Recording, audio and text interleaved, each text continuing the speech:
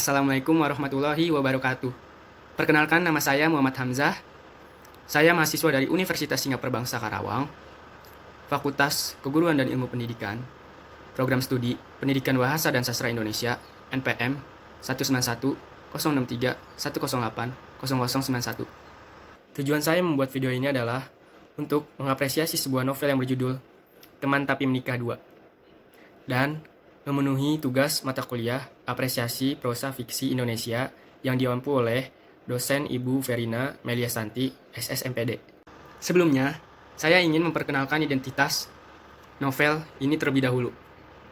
Novel ini berjudul Teman Tapi Menikah 2. Penulisnya Ayudhya Bing Slamet dan Dito Percussion. Penerbitnya PT Alex Media Komputindo. Tahun terbit tahun 2016. Tempat terbit di Jakarta. Jumlah halaman 206 halaman. Di novel Teman Tapi Menikah yang kedua ini merupakan lanjutan dari novel Teman Tapi Menikah yang pertama. Jadi, saya ingin menceritakan terlebih dahulu secara singkat tentang novel Teman Tapi Menikah yang pertama. Di novel Teman Tapi Menikah yang pertama menceritakan tentang seorang laki-laki yang bernama Dito dan seorang perempuan yang bernama Ayu. Mereka berdua bersahabat sudah 12 tahun lamanya, yaitu sejak dari SMP. Sekian lamanya Dito menunggu selama 12 tahun. Sahabatnya itu Ayudhya tidak mengetahui bahwa si Dito mempunyai perasaan lebih kepada Ayu. Nah, selama 12 tahun Dito menunggu Ayu. Akhirnya Dito memberanikan diri untuk menyatakan perasaannya kepada Ayu. Setelah Dito menyatakan perasaannya kepada Ayu, Ayu pun tercengang dan kaget. Tetapi Ayu memikir-mikir dahulu untuk menerima Dito, karena Dito merupakan sahabatnya yang sudah lama, selama 12 tahun. Dengan memikir panjang, akhirnya Ayu pun menerima Dito untuk menjadi pacarnya. Novel Teman Tapi Menikah yang kedua ini merupakan lanjutan dari novel Teman Tapi Menikah yang pertama. Jadi saya ingin menceritakan terlebih dahulu secara singkat novel Teman Tapi Menikah yang pertama. Di novel Teman Tapi Menikah yang pertama menceritakan seorang laki-laki yang bernama Dito dan seorang perempuan yang bernama Ayu. Mereka bersahabat sudah 12 tahun lamanya, yaitu sejak SMP. Selama 12 tahun itu, ternyata si Dito menyimpan perasaan kepada si Ayu. Tetapi Ayu tidak mengetahui perasaan yang asli si Dito kepada dia. 12 tahun lamanya si Dito menunggu. Akhirnya, setelah 12 tahun itu, Dito memberanikan diri untuk menyatakan cinta kepada Ayu. Setelah Dito menyatakan cinta kepada Ayu, Ayu pun kaget dan tercengang karena tidak menyangka bahwa sahabatnya yang merupakan 12 tahun lamanya mempunyai perasaan lebih kepada dia. Butuh berpikir panjang untuk menerima atau menjawab perasaan si Dito. Dengan berpikir panjang dan lama, akhirnya Ayu pun menerima pernyataan cinta dan menerima Dito sebagai pacarnya. Nah, selanjutnya, di novel Teman Tapi Menikah yang kedua ini menceritakan tentang kisah mereka setelah pacaran, yaitu menuju jenjang yang lebih serius atau pernikahan. Mereka berdua berpacaran tidak lama, yaitu selama 6 bulan saja. Nah, setelah mereka berpacaran selama 6 bulan, akhirnya si Dito melamar Ayu dan mengajak Ayu untuk menikah. Dan Ayu pun lagi-lagi terkejut atas pernyataan si Dito yang mendadak. Dengan bahagia, Ayu pun menerima lamaran dan ajakan nikah si Dito. Setelah Dito melamar Ayu, Ayu pun mengajak Dito untuk berkunjung ke rumahnya untuk memberi kabar baik kepada keluarga Ayu. Dan tentu saja, keluarga Ayu merasa tidak percaya dan terkejut serta kaget karena sahabat Ayu yang selama ini 12 tahun melamar Ayu. Keluarga Ayu terkejut dan tidak percaya. Tetapi Ayu meyakinkan bahwa benar, bahwa Ayu telah dilamar oleh Dito, sahabatnya sendiri selama 12 tahun. Setelah itu, Dito pun pulang dan mengabarkan kepada keluarganya untuk datang ke rumah Ayu untuk membicarakan acara pernikahan mereka. Setelah keluarga Dito datang ke rumah keluarga Ayu, kedua keluarga tersebut pun membicarakan konsep pernikahan yang berbeda-beda yang membuat Ayu dan Dito menjadi bingung. Setelah beberapa hari Ayu dan Dito merencanakan konsep acara pernikahan mereka dengan sangat bingung, tapi mereka juga harus memikirkan saran dari kedua orang tua dan kedua keluarganya. Akhirnya pun mereka berdua menemukan titik terangnya dan kedua keluarga mereka menerima saran dari Ayu dan Dito. Di situ mereka sadar bahwa pernikahan itu bukan hanya menikahi satu orang saja, tapi menikahi semua keluarganya. Karena menurut mereka menikah itu bukan sekedar menyatukan dua individu yang berbeda, tetapi menyatukan dua keluarga yang berbeda juga. Setelah Ayu dan Dito menikah, mereka ingin merasakan momen-momen berpacaran sebelum mereka mempunyai anak. Mereka mempunyai dan merencanai banyak rencana untuk traveling ke beberapa kota dan negara untuk menghabiskan waktu bersama. Tetapi Tuhan berkehendak lain. Ternyata Ayu pun hamil dengan cepat. Tetapi Ayu pun shock dan kaget karena emang awalnya Ayu itu ingin menunda dulu karena ingin merasakan momen pacaran bersama Dito. Setelah mengetahui dia hamil, Ayu pun bercerita kepada Dito. Dan reaksi Dito kaget karena juga masih belum siap.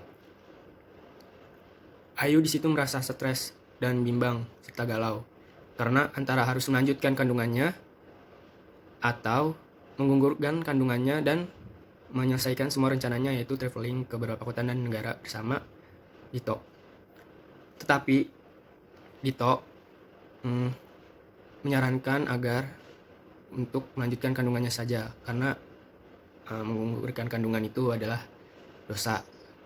Akhirnya pun dengan segala kegalauan, kebimbangan, dan drama, Ayu pun memilih untuk melanjutkan kandungannya itu sampai lahir. Akhirnya Ayu pun harus menunda rencananya, yaitu untuk berkeliling ke beberapa negara dan kota bersama Dito. Selama Ayu hamil, tentu banyak sekali masalah dan rintangan yang dihadapi oleh mereka berdua. Karena Ayu yang biasanya semangat, positif, tetapi semenjak Ayu mengandung sang buah hati, sikap Ayu menjadi berubah 180 derajat yang membuat Dito tidak nyaman dengan Ayu. Tentu, Dito pun tidak terbiasa dengan sikap Ayu yang seperti itu. Sikap Ayu yang berubah 180 derajat membuat sedikit Dito menjadi tidak nyaman dan kecewa. Tetapi Ayu menjelaskan kepada Dito bahwa ini dia merasa bukan seperti dirinya, yaitu dikendalikan oleh hormon karena sedang hamil. Tetapi Dito tetap merasa seperti kecewa karena sikap Ayu yang telah berubah. Selama 12 tahun lebih mereka bersahabat, berpacaran dan berhubungan, Dito sama sekali tidak pernah melihat diri Ayu yang seperti ini.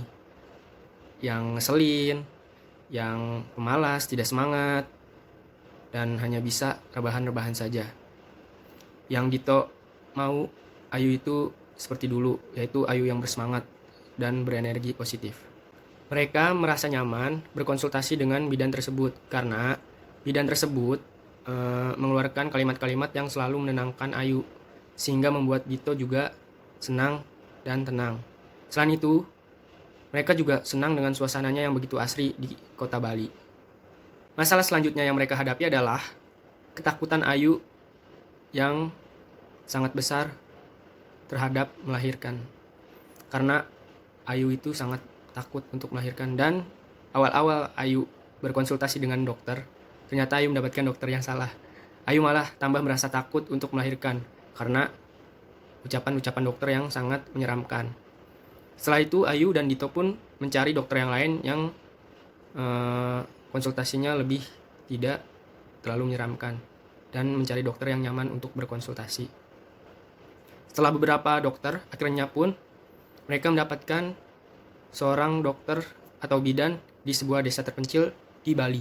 Setelah menemukan bidan yang cocok untuk berkonsultasi, Ayu juga saat berada di rumah atau bed rest selalu membaca buku atau membeli buku tentang seputar kehamilan atau kandungan anak dan ibu, sehingga rasa takut dulu yang pernah ada sekarang menjadi tersingkirkan karena ilmu-ilmu yang sudah didapat saat Ayu membaca buku-buku yang telah ia punya atau baca. Ayu dan Dito juga mencari nama-nama untuk sang buah hati.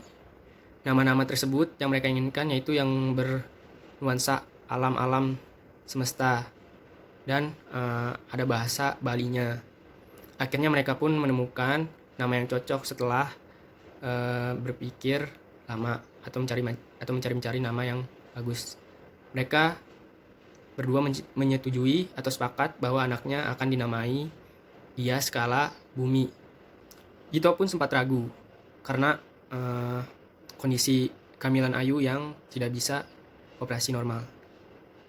Ayu pun tetap kekeh untuk operasi normal dan meyakinkan kepada Dito bahwa Ayu adalah seorang wanita yang kuat.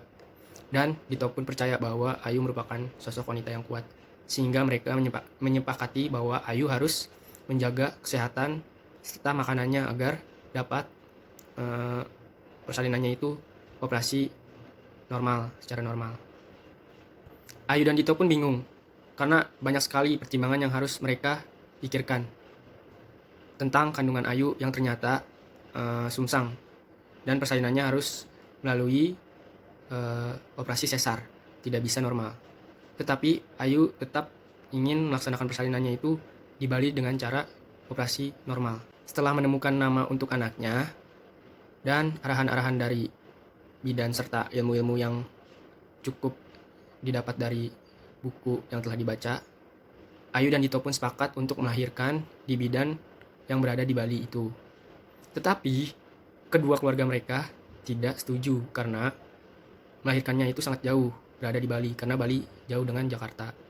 Yang kedua keluarga tersebut ingin Ayu melahirkan anaknya itu di rumah sakit dengan dokter yang profesional dan terkenal serta terpercaya. Setelah Ayu dan Dito sepakat untuk melakukan persalinan di Bali, mereka berdua pun memberi kabar kepada keluarganya dan akhirnya pun keluarganya setuju, walaupun merasa cemas. Nah, permasalahan mereka belum tuntas sampai di situ saja. Dito pun harus hubungan jarak jauh dengan Ayu karena tuntutan pekerjaan dia, yaitu di Jakarta.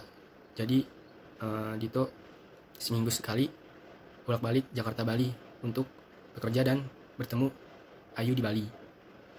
Nah, setelah itu sudah waktunya lah Ayu untuk melakukan persalinan dan Dito mengambil cuti.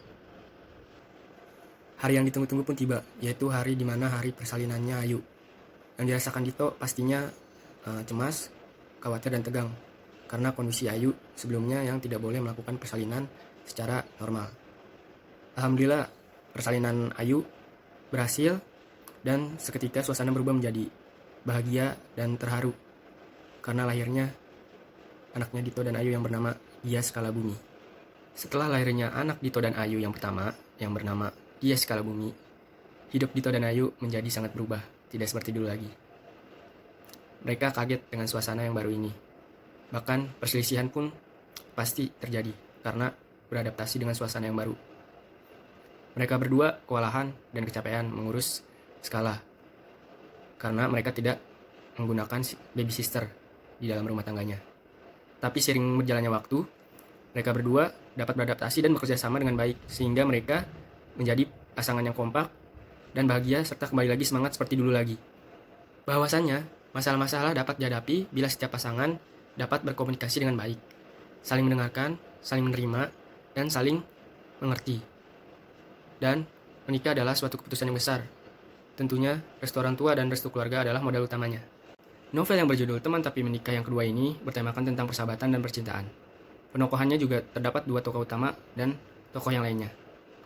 Dua tokoh utama ini adalah Dito dan Ayu. Dito merupakan sosok laki-laki yang berwatakkan berani, percaya diri, semangat, setia, dan tentunya baik hati. Kalau Ayu adalah sosok wanita yang berwatak, ceria, semangat, percaya diri, setia, dan baik hati. Dan ada tokoh-tokoh yang lainnya juga, seperti Ibu Ayu dan Ibu Dito. Mereka adalah sosok ibu yang baik untuk Dito dan Ayu. Dan ada tokoh bidan yang sangat berjasa untuk Ayu dan Dito karena memberikan konsultasi yang terbaik. Selanjutnya ada alur. Alur yang digunakan oleh novel ini adalah alur maju. Dan setelah ada alur, ada juga latar. Latar terbagi menjadi 3, yaitu latar tempat, latar waktu, dan latar suasana. Latar tempat yang dipakai oleh novel ini adalah rumah, rumah sakit, villa, hotel, pesawat, bandara, Jakarta, Bali. Serta latar waktunya adalah pagi hari, siang hari, sore hari, dan malam hari. Dan latar suasananya itu mengharukan, menegangkan, dan bahagia. Kelebihan pada novel ini adalah bahasa yang digunakan oleh novel ini, yaitu bahasa yang ringan dan santai sehingga pembaca mudah memahami isi dari novel tersebut, serta pembaca kebawa oleh alur dari isi novel tersebut. Kekurangan pada novel ini adalah terdapat pada covernya, karena covernya terlihat sederhana sehingga terlihat tidak menarik. Sekian dari saya. Wassalamualaikum warahmatullahi wabarakatuh.